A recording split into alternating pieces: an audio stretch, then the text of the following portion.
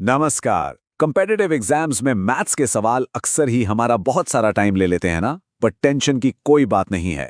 आज हम 3 ऐसे मुश्किल सवालों को हल करने के वो स्मार्ट तरीके देखेंगे जो एग्जाम में आपका बहुत सारा कीमती टाइम बचाएंगे। तो क्या ऐसा होता है कि एग्जाम में मैथ्स के मुश्किल सवाल देखकर एकदम से टाइम कम लगने लगता है? अगर आपका जवाब हाँ है, तो यकीन मानिए ऐसा सिर्फ आपके साथ नहीं होता। ये एक बहुत ही कॉमन चैलेंज है। लेकिन अगले 5 मिनट में हम ऐसे ही 3 कॉमन क्वेश्चन टाइप्स को मास्टर करने वाले हैं। तो चलिए शुरू करते हैं। तो सबसे पहले बात करते हैं प्रॉफिट एंड लॉस के इस पजल की। ये सवाल देखने में ना थोड़ा ट्रिकी लग सकता है, लेकिन बिलीव मी इसका सॉल्यूशन एकदम लॉजिकल है। तो सवाल कुछ ऐसा है कि एक होलसेलर है जो एक रिटेलर को 20% प्रॉफिट पर कुछ सामान बेचता है।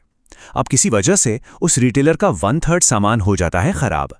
अब वो रिटेलर बचे हुए सामान को X% प्रॉफिट पे बेचता है और कस्टमर को आखिर में होलसेलर की जो ओरिजिनल कॉस्ट थी ना, उससे 12% ज्यादा पे करना पड़ता है। तो हमें बस इसी X की वैल्यू निकालनी है। चलो इसे एकदम स्टेप बाय स्टेप तोड़कर समझते हैं। देखो, कैलकुलेशन को आसान बनाने के लिए सबसे बेस्ट तरीका है कि हम मान लेते हैं होलसेलर की कॉस्ट प्राइस थी मान लो 100 रुपये। अब उसने 20% प्रॉफिट पर बेचा तो रिटेलर की कॉस्ट कितनी हो गई? सीधी सी बात है, 120 रुपये। फिर 1/3 सामान तो खराब हो गया, तो बचा कितना? 2/3।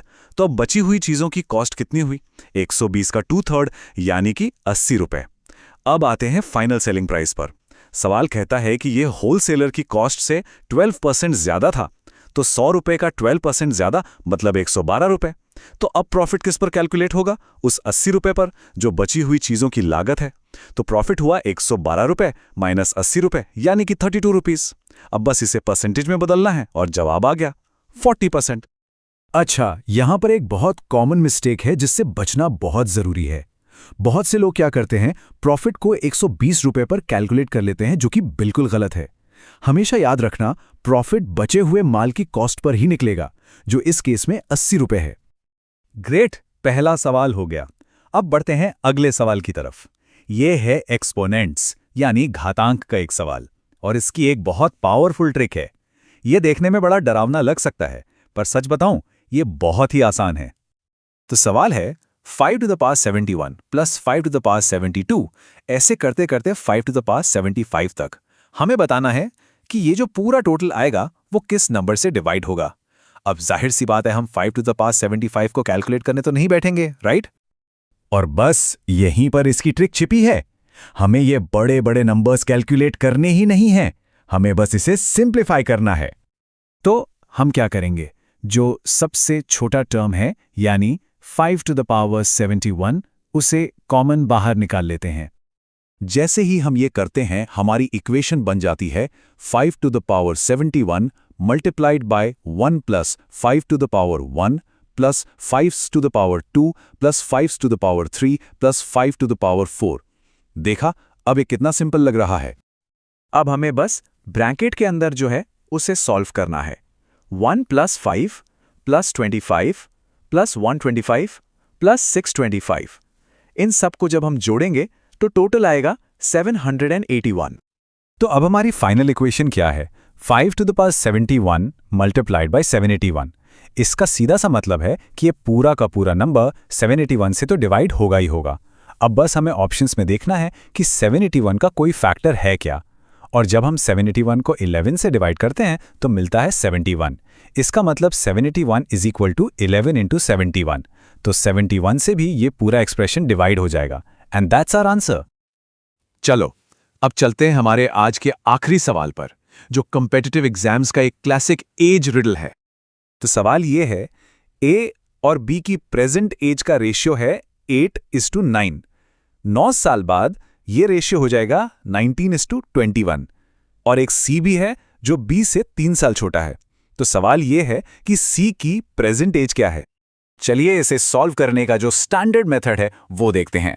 हम मान लेते हैं कि उनकी प्रेजेंट एजेस हैं 8x और 9x। तो 9 साल बाद एजेस क्या होंगी? 8x plus 9 and 9x plus 9, और इनका रेशियो हमें दिया गया है 19/21। अब बस क्रॉस मल्टीप्लाई करके इस इक्वेशन को सॉल्व करना है, और x की वैल्यू आ जाएगी 6। तो b की प्रेजेंट एज कितनी हुई? 9 टाइम्स 6 यानी 54 ईयर्स। अब सी जो है वो बी से 3 साल छोटा है, तो 54 - 3, सी की एज हो गई 51 ईयर्स। अब देखिए, इस तरह के सवालों के लिए शॉर्टकट्स भी होते हैं रेशियो डिफरेंस वाले, लेकिन वो हर बार काम नहीं आते। जैसे इसी सवाल में रेशियो का डिफरेंस सेम नहीं है, इसलिए एक्स वाला मेथड ही सबसे रिलायबल है। असली स्मार्टनेस शॉर्टकट रटने में नहीं है, बल्कि ये जानने में है कि कौन सा मेथड कब यूज करना है। और हाँ, एक और कॉमन मिस्टेक से बचना है। बहुत बार क्या होता है, लोग बी की एज 54 निकालते हैं और सोचते हैं कि जवाब आ गया, लेकिन सवाल ने सी की एज पूछी है, बी की नहीं। इसलिए आंसर मार्क करने से पहले क्वेश्चन को एक बार फिर से पढ़ना बहुत जरूरी है। तो ये थे 3 अलग-अलग तरह के सवाल और उनको सॉल्व करने के तरीके। लेकिन जवाब से भी ज्यादा जरूरी है इनके पीछे का माइंडसेट समझना, एक विनिंग मैथ माइंडसेट। तो आज की टेकअवेज क्या हैं? चलिए फटाफट रिवाइज करते हैं। पहला, परसेंटेज के मुश्किल सवालों में 100 जैसा कोई सिंपल नंबर मान लो। दूसरा, बड़े-बड़े नंबर्स को कैलकुलेट करने की जगह पैटर्न्स और फैक्टर्स ढूंढो। तीसरा, वर्ड प्रॉब्लम्स को स्टेप बाय स्टेप इक्वेशंस में तोड़ लो।